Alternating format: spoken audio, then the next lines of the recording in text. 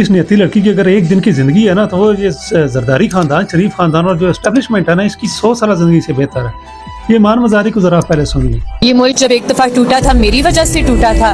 جو لوگوں کو جبرن لاپتہ کرے ہیں میں جبرن لاپتہ کر رہی ہوں. جو بلوچستان کے وسائل پر ڈاکہ ڈالا جا رہا ہے وہ میں کر رہی ہوں. جو خیبر پختونخوا میں 10 ملٹری آپریشن لانچ کر کے گڈ طالبان بیڈ طالبان کھیل رہے ہیں وہ میں نے کیا ہے. غدار وہ ہوتے ہیں جو ملک کے ساتھ غداری کرتے ہیں. ہم نے تو اپنے ملک کے ساتھ ہمیشہ وفاداری کی ہے آئین اور قانون. اس سال ایک پریس کانفرنس کی گئی تھی مولانا ہدایت الرحمان صاحب اور مریم اورنگزیب صاحبہ کی.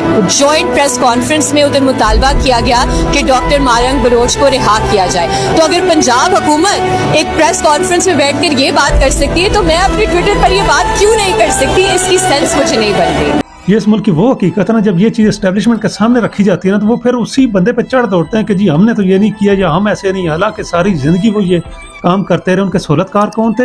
نون لیگ اور پیپل پارٹی. 40 سال یہ لوگ ان کے سہولت کار رہے ہیں اور یہ اسٹیبلشمنٹ اس ملک میں رول کرتی رہی ہے. اور آج ان سے جب پوچھا جائے کہ کوئی بندہ کڈنیپ کیوں ہو گیا، کسی بندے کو جبری گمشدہ کیوں کیا ہے، تو یہ اس کو غدار کہتے ہیں. اس کے خلاف جو ہے نا اس کو اٹھا لیا جاتا ہے، اس کے خلاف مقدمے ہوتے ہیں، اس کے خاندان کو تنگ کیا جاتا ہے، اس کے کاروبار تباہ کر دیے جاتے ہیں. یہ ان کی اصل حقیقت ہے جو 25 کروڑ لوگوں کو جو سمجھ نہیں آ رہی تھی نا. یہ وہ شعور ہے جو عمران خان نے ان لوگوں کو دی ہے. اور اس جیسے جو ایمان مزاری جیسے لوگ ہیں نا جو اس ملک میں سوشل ورک کر رہے ہیں، ان کی پاکستان کو انتہائی ضرورت ہے. کیونکہ یہ لوگ اگر ان کے خلاف بولنے والے نہ ہوں تو جو 25 کروڑ بے زبان لوگ ہیں نا ان کو یہ کچا کھا جائیں.